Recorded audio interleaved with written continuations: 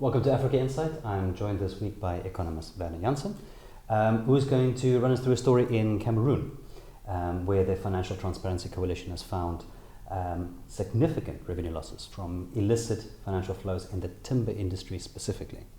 Werner, do you want to take us through it? Oh, thank you for the introduction, Louw. So just to give a bit of context, in 2025, Cameroon's total export revenue amounted to about $5.3 billion US. About 7.1% of that revenue came from the timber industry. So on the whole, it's only a small part of total revenue. However, it is the country's second most important renewable resource, especially for recurring revenue.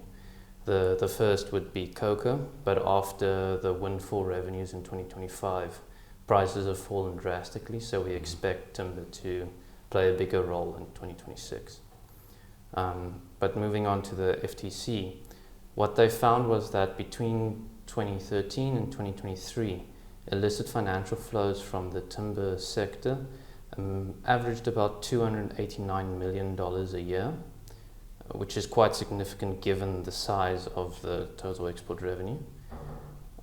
One of the key issues that they highlighted was the lack of information and transparency around land ownership, which makes it quite difficult to implement current laws and regulations and prevent sanctioned timber companies and individuals who benefit from them from operating in the country. It also makes it much more difficult for the tracking of illegal logging if there's no clear defined land limits. Why this is a big issue in our view is that Cameroon consistently runs budget and current account deficits. Right. And with a shrinking hydrocarbon sector, new sources of revenue are needed. So with a gap or with money at that scale being lost, it is a significant concern. Right. So what is the B administration doing about the problem? They've kind of tried to balance this with both a economic perspective as well.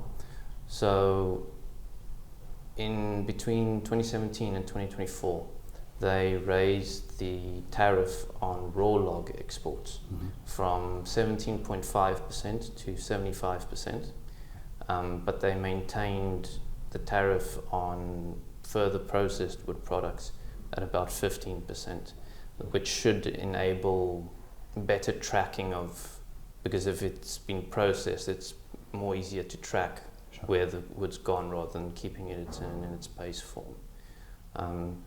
Furthermore, they have tried to address some of the issues regarding deforestation.